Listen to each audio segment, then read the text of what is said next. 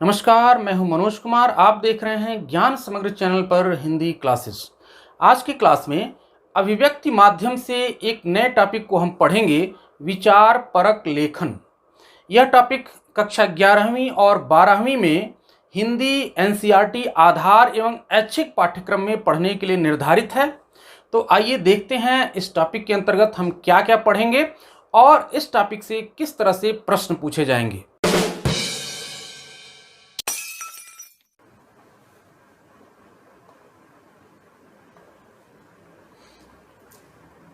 सबसे पहले देखते हैं आज की वीडियो में हम क्या क्या पढ़ने वाले हैं इस टॉपिक के संबंध में।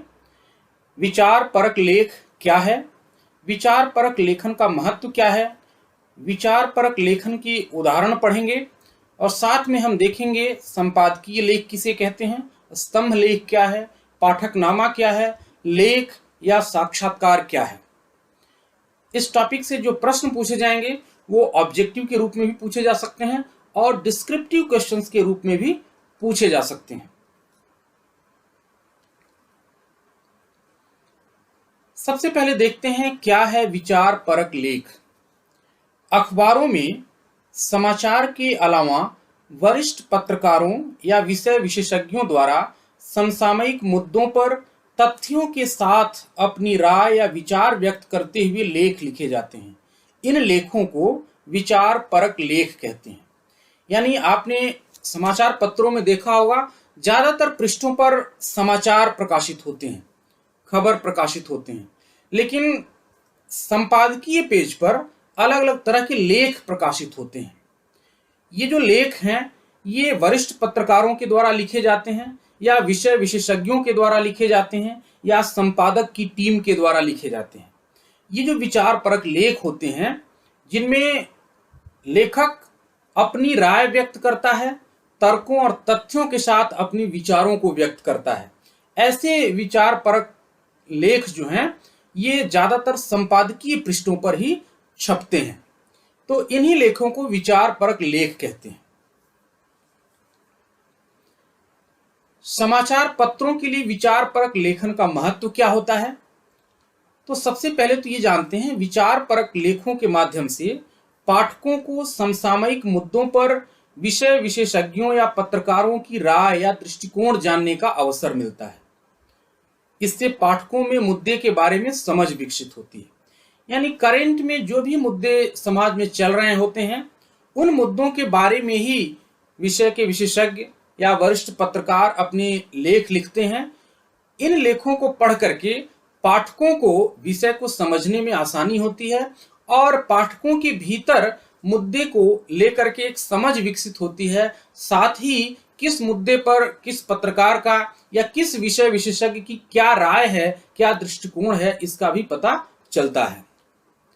विचार परक लेखों से अखबार के वैचारिक रुझान का पता चलता है। इससे अखबार की अपनी छवि बनती है। प्रत्येक अखबार अपना एक खास नजरिया रखता है और अखबार में छपने वाले लेख अखबार के वैचारिक रुझान को बताते हैं, वैचारिक दृष्टिकोण को बताते हैं कि ये जो अखबार है वो किसी विषय पर किस नजरिए से सोचता है, किस एंगल से या किस दृष्टिकोण से सोचता है, ये पता चलता है। और इन लेखों से अखबार की अपनी एक छवि बनती है। छवि का मतलब कि कौन सा अखबार किस नजरिए से किसी मुद्दे को देखता है, ये पाठकों को पता चलता है और यही अखबार की छवि होती है। अच्छे विचार परक लेख अखबार की लोकप्रियता बढ़ाने में मदद करते हैं। कई बार ऐसा होता है कि जिन अखबारों में अच्छे अच्छे लेख छपते हैं, अच्छे अच्छे विचार परक लेख छपते हैं, उन अखबारों को लोग पढ़ना पसंद करते हैं। जैसे जो सिविल सर्विसेज की तैयारी करते हैं जो छात्र, उनको सलाह दी जाती है कि वो द हिंदू न्यूज़पेपर पढ़ें। क्यों पढ़ें? द हिंदी न्यूज़पेपर का जो एडिटोरियल होता है वो काफी अच्छा होता है। इसी तरह और भी हिंदी के भी कई अखबार हैं जिनको सुझाव दिया जाता है पढ़ने के लिए। तो अखबारों में प्रकाशित होने वाले जो विचार परक लेख हैं उन लेखों से अखबार की छवि बनती है। कई बार उन लेखों से ही अखबार की लोकप्रियता बढ़ती है। अब देखते हैं विचार परक लेख के उदाहरण। समाचार पत्रों के संपादकीय पृष्ठ पर छपने वाले संपादकीय अग्रलेख, पत्रकारों या विषय विशेषज्ञों द्वारा लिखे गए लेख, टिप्पणियां या स्तंभ लेख आदि विचार परक लेखन के उदाहरण हैं। यानी आप संपादकीय पेज पर अगर देखेंगे तो कई अलग अलग तरह के लेख छपते हैं। उनमें से सबसे पहला जो लेख होता है वो होता है संपादकीय अग्रलेख, या इसको केवल संपादकीय लेख भी कहते हैं या केवल अग्रलेख भी कह सकते हैं, और विस्तार से कहें तो ये संपादकीय अग्रलेख कहलाता है।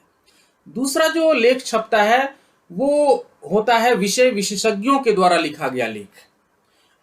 इसके बाद कुछ 60 टिप्पणियां भी संपादकीय पेज पर छपती हैं। समसामयिक मुद्दों पर छोटी छोटी टिप्पणियां भी छपती हैं, माने बहुत 60 टाइप के लेख भी छपते हैं। इसके बाद स्तंभ लेख, खास तरह के कॉलम या स्तंभ लेख भी छपते हैं।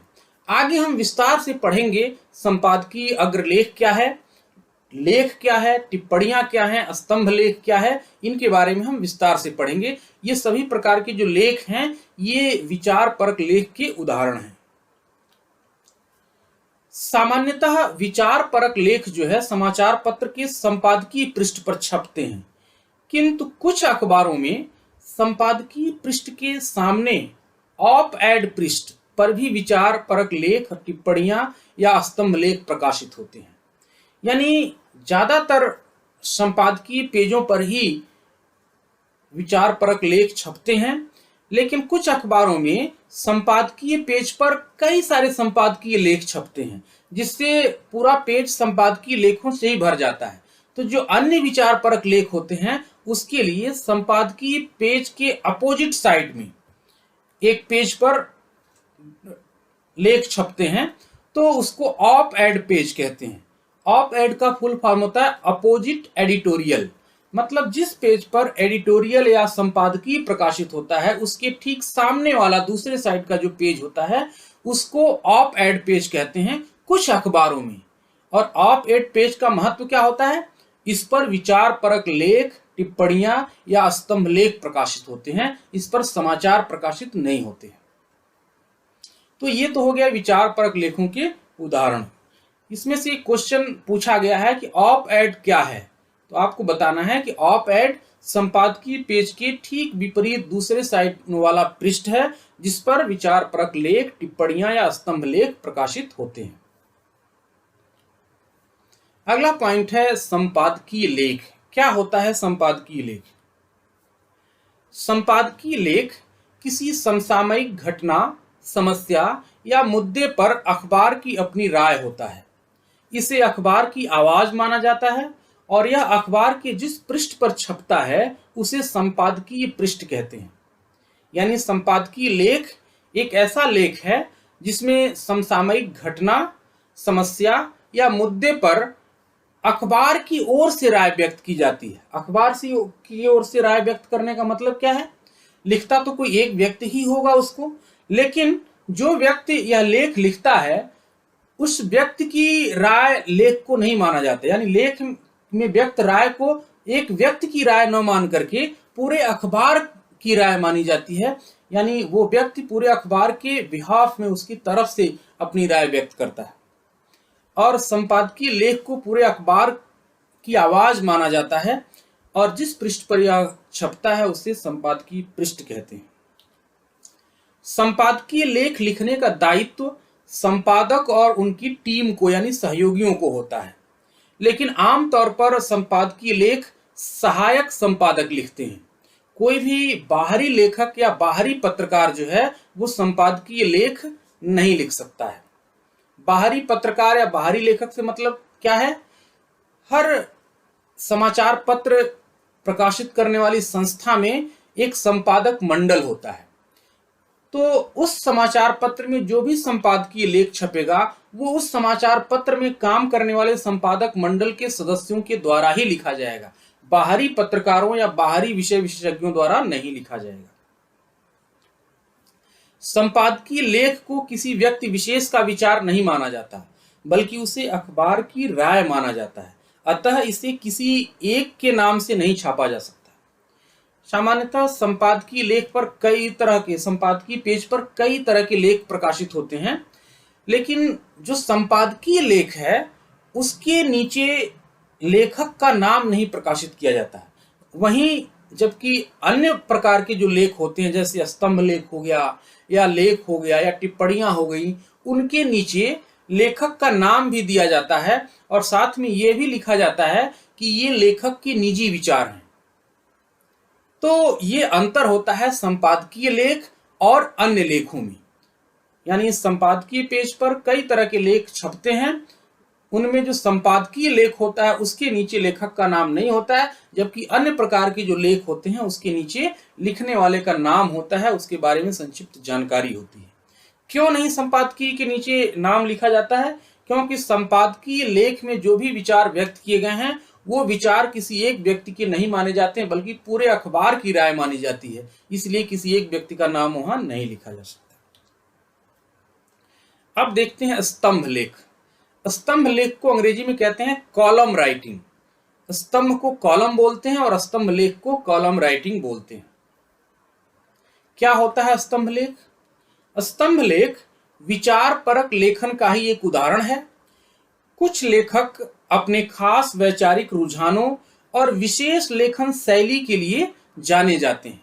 किसी समाचार पत्र में ऐसे लोकप्रिय लेखकों द्वारा नियमित रूप से लिखे जाने वाले लेखों को स्तंभ लेख कहते हैं। यानी स्तंभ लेख कुछ लोकप्रिय लेखकों के द्वारा नियमित रूप से लिखे जाने वाले लेख होते हैं। और ये लेखक कौन होते हैं? ऐसे लेखक जो काफी लोकप्रिय होते हैं, प्रचलित होते हैं। किस बात के लिए? अपने खास वैचारिक रुझान के लिए और अपनी खास लेखन शैली के लिए।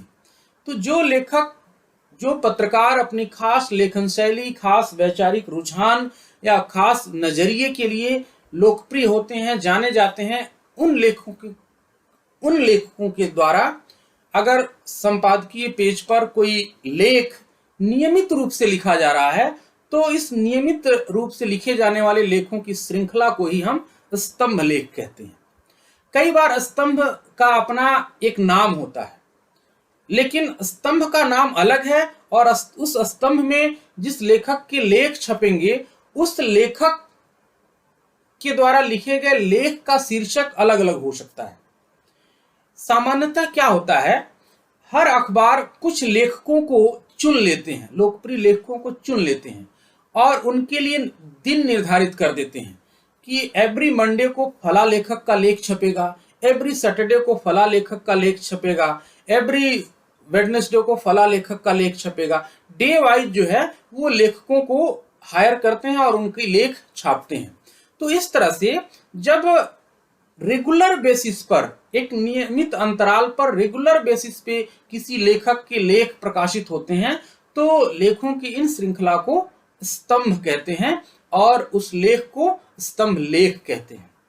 यानी दो चीजों का होना जरूरी है स्तंभ के लेख के लिए। एक तो जो लिखने वाले हैं उनकी खास लेखन शैली और खास वैचारिक रुझान होना चाहिए और वो नियमित आधार पर लिखने चाहिए। ऐसा नहीं कि रैंडमली आपने कभी 6 महीने में कोई लेख लिख दिया अखबार में या 2 महीने में लिख दिया तो उसको स्तंभ लेख नहीं बोलेंगे। वो नियमित, नियमित का मतलब जैसे every day, every Monday, every Saturday, every Wednesday, इसको कहेंगे नियमित।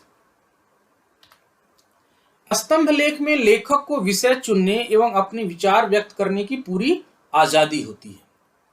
यानी जिस समाचार पत्र में स्तंभ लेख प्रकाशित हो रहा है तो उस समाचार पत्र को कोई हक नहीं है कि वो लेखक को बाध्य करे कि आप ऐसे ही विचार व्यक्त कीजिए। लेखक अपनी इच्छा अनुसार अपने विषय को चुन सकता है और अपने विचारों को पूरी आजादी के साथ व्यक्त कर सकता है स्तंभ लेख के भीतर। यही कारण है कि स्तंभ लेख के नीचे क्लियर कट लिखा रहता है कि इस लेख में व्यक्त विचार लेखक की निजी राय हैं, यानी इसमें व्यक्त विचारों से अखबार का कोई लेना देना नहीं है। तीसरा पॉइंट यह है कि स्तंभ अपने लेखकों के नाम से जाने या पसंद किए जाते हैं। कुछ स्तंभ इतने लोकप्रिय होते हैं कि पूरे अखबार की पहचान बन जाते हैं। ज्यादातर स्तंभ लेख लेखक के नाम से ही जाने जाते हैं और कुछ स्तंभ लेख इतने लोकप्रिय होते हैं कि लोग इंतजार करते हैं कि अच्छा आज सैटरडे है तो आज फला राइटर का स्तंभ लेख प्रकाशित होगा। क्योंकि नियमित बेसिस पे स्तंभ लेख प्रकाशित होता है। अगर सैटरडे को एक राइटर स्तंभ लेख लिख रहा है तो एवरी सैटरडे को वो लेख लिखेगा। तो लोग इंतजार करते हैं, जो लोकप्रिय लेखक हो जाते हैं उनके लेखों को पढ़ने के लिए कि आज सैटरडे है तो आज फला राइटर का लेख प्रकाशित होगा, आज पढ़ना है। आज मंडे है तो फला राइटर का लेख प्रकाशित होगा, आज जरूर पढ़ना है। इस तरह से लोग इंतजार करते हैं और कुछ स्तंभ लेख इतने लोकप्रिय हो जाते हैं कि पूरे अखबार की पहचान बन जाते हैं। उन्हीं लेखों से ही अखबार जाना जाता है। संपादक के नाम पत्र, ये भी एक प्रकार का लेख है। इसको पाठक नामा भी कहते हैं। तो आइए देखते हैं संपादक के नाम पत्र के अंतर्गत किस तरह की बातें लिखी जाती हैं और इस लेख की क्या विशेषता है, इसका महत्व क्या है। अखबारों में संपादकीय पृष्ठ पर और पत्रिकाओं में शुरुआती पृष्ठ पर संपादक के नाम पाठकों के पत्र प्रकाशित किए जाते हैं। इसे पाठक नामा भी कहते हैं। यानी अखबार में तो संपादकीय पेज पर पाठकनामा प्रकाशित होता है और पत्रिकाओं में पत्रिका के पहले दूसरे शुरुआती पेजों पर प्रकाशित किए जाते हैं पाठकों के पत्र। इसको संपादक के नाम पत्र या पाठकनामा भी कहते हैं। पाठकनामा सभी अखबारों में एक स्थायी स्तंभ होता है। जैसा कि हमने बताया कि स्तंभ लेख क्या है, रेगुलर लिखे जाने वाले लेख हैं। तो पाठकनामा भी हर दिन प्रकाशित होता है। हर दिन के अखबार में एक हिस्सा संपादकीय पेज का पाठकनामा के रूप में होता है। तो इस तरह से कह सकते हैं कि पाठकनामा भी क्या है, एक स्थायी स्तंभ है समाचार पत्रों में। और इसको कौन लिखता है, पाठक लिखते हैं। इसमें अलग अलग पाठकों के लेख या पाठकों के विचार प्रकाशित होते हैं। कौन से विचार, अलग अलग समसामयिक मुद्दों पर पाठकों के विचार प्रकाशित होते हैं। तो पाठकनामा सभी अखबारों में एक स्थायी स्तंभ होता है, जिसके माध्यम से पाठक न सिर्फ समसामयिक मुद्दों पर अपनी राय व्यक्त करते हैं बल्कि जन समस्याओं को भी उठाते हैं। पाठकनामा में कई सारे पाठक वर्तमान की या समसामयिक समस्याओं को भी उठाते हैं अखबार में, जिससे कि सरकार का या प्रशासन का ध्यान उन समस्याओं की ओर जा सके। यह जरूरी नहीं कि किसी मुद्दे पर पाठकनामा में व्यक्त पाठकों की राय से अखबार सहमत हो, पर पाठकनामा से जन भावनाएं प्रतिबिंबित होती हैं। यानी हर अखबार का अपना एक वैचारिक दृष्टिकोण होता है, अपना नजरिया होता है। कोई जरूरी नहीं पाठकनामा में जो पाठक ने विचार व्यक्त किया है वो वही विचार हो, वही नजरिया, वही दृष्टिकोण हो जो अखबार का दृष्टिकोण है। ऐसा कोई जरूरी नहीं है। लेकिन इतना जरूर है कि पाठकनामा में जो विचार व्यक्त होते हैं पाठकों के द्वारा, उससे पता चलता है कि किसी मुद्दे पर जनता क्या सोचती है, पाठक क्या सोचते हैं। यानी जन भावनाएं प्रतिबिंबित होती हैं। पाठकनामा लेखन की शुरुआत करने वाले नए लेखकों में लेखन कौशल के विकास का अच्छा अवसर देता है। ये जो पाठकनामा नामक जो स्थायी स्तंभ होता है, उससे जो नए लेखक होते हैं उनको एक मौका मिलता है, अवसर मिलता है अपना लेखन कौशल विकसित करने के लिए। क्योंकि नए नए जो लेखक होते हैं वो पहले छोटे छोटे लेख लिखते हैं, समसामयिक मुद्दों पर अखबारों में भेजते हैं और अखबार वाले अगर उनके लेख को सेलेक्ट कर लेते हैं तो इससे एक प्रोत्साहन मिलता है लेखक को। अगली बार फिर किसी नए मुद्दे पर वो लिखेगा, अगली बार फिर किसी नए मुद्दे पर लिखेगा। इससे धीरे धीरे लिखने के प्रति उसकी रुचि बढ़ती है और उसकी लेखन में निखार आता है। और एक ऐसा दिन आएगा कि जब वो भी एक अच्छे लेखक के रूप में प्रतिष्ठित हो जाएगा, अच्छे पत्रकार के रूप में प्रतिष्ठित हो जाएगा और अच्छे अच्छे बड़े बड़े लेख लिखने लगेगा। तो इस तरह से पाठकनामा लेखक की शुरुआती या लेखन की शुरुआत करने वाले जो नए लेखक हैं उनके लेखन कौशल को विकसित करने का एक मौका देता है, अवसर देता है। तो ये हो गया संपादक के नाम पत्र या पाठकनामा। अब देखते हैं लेख। सभी समाचार पत्रों में संपादकीय पृष्ठ पर समसामयिक मुद्दों के ऊपर वरिष्ठ पत्रकारों या विषय विशेषज्ञों के लेख प्रकाशित होते हैं, जिनमें संबंधित विषय पर विस्तार से चर्चा की जाती है। अब तक आपने विचार परक लेख में पढ़ा संपादकीय लेख और स्तंभ लेख और पाठकनामा। पाठकनामा भी एक तरह का स्तंभ ही है जिसमें अलग अलग पाठकों के विचार प्रकाशित होते हैं। तो ये 3 तरह के लेख पढ़े। इन तीनों के अतिरिक्त जो लेख प्रकाशित होते हैं उनको सामान्य लेख के अंतर्गत रखते हैं। ये अलग अलग शैलियों में लिखा जा सकता है, जैसे आलेख की शैली में लिखा जा सकता है, जैसे फीचर की शैली में लिखा जा सकता है, लेकिन इनको लेख के अंतर्गत माना जाता है। और ये लेख कौन लिखता है? सभी समाचार पत्रों में ये लेख प्रकाशित होते हैं। प्रायः ये लेख संपादकीय पृष्ठ पर प्रकाशित होते हैं। समसामयिक मुद्दों पर ये लेख लिखे जाते हैं और इनको लिखने वाला कौन होता है? या तो वरिष्ठ पत्रकार होते हैं या तो किसी खास विषय से जुड़े हुए विशेषज्ञ होते हैं जो इन लेखों को लिखते हैं, और इनके लेख अलग अलग समाचार पत्रों में संपादकीय पेज पर प्रकाशित होते हैं। ये जो लेख होते हैं ये अखबारों में छपने वाले विशेष रिपोर्ट या फीचर से इस मामले में अलग होते हैं कि उसमें लेखक के विचारों को प्रमुखता दी जाती है। हालांकि लेखक के विचार तथ्यों और सूचनाओं पर आधारित होते हैं और उन तथ्यों के विश्लेषण तथा तर्कों के आधार पर लेखक अपनी राय रखता है।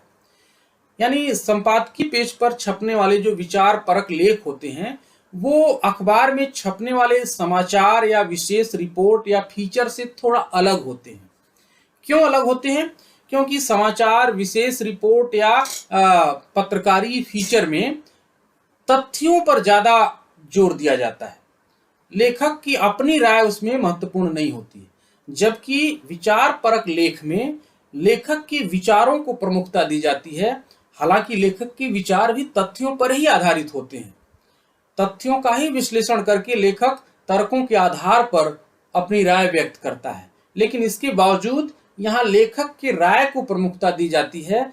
इसी कारण से जो समाचार या रिपोर्ट या पत्रकारी फीचर होते हैं उनसे लेख थोड़ा भिन्न होता है।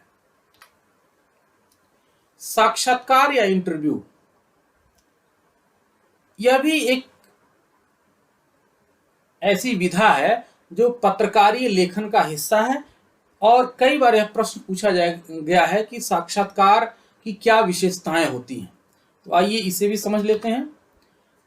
एक पत्रकार किसी व्यक्ति से किसी विषय पर उसकी राय, भावनाएं या तथ्य जानने के लिए जब कुछ प्रश्न पूछता है तो उसे साक्षात्कार कहते हैं। यानी पत्रकार जब किसी से प्रश्न पूछता है तो या तो उससे उसकी राय जानना चाहता है किसी विषय पर, या उसकी भावनाओं को जानना चाहता है, या किसी विषय से जुड़ा हुआ तथ्य उससे जानना चाहता है। तो जब इन उद्देश्यों के लेकर पत्रकार किसी से प्रश्न पूछता है तो उसको इंटरव्यू या साक्षात्कार कहते हैं। जबकि हम जब सामान्य रूप से बातचीत करते हैं एक दूसरे से, तब भी हम दूसरे से कई सारे सवाल पूछते हैं, जवाब देते हैं, लेकिन इस बातचीत को इंटरव्यू नहीं कहते हैं, साक्षात्कार नहीं कहते हैं।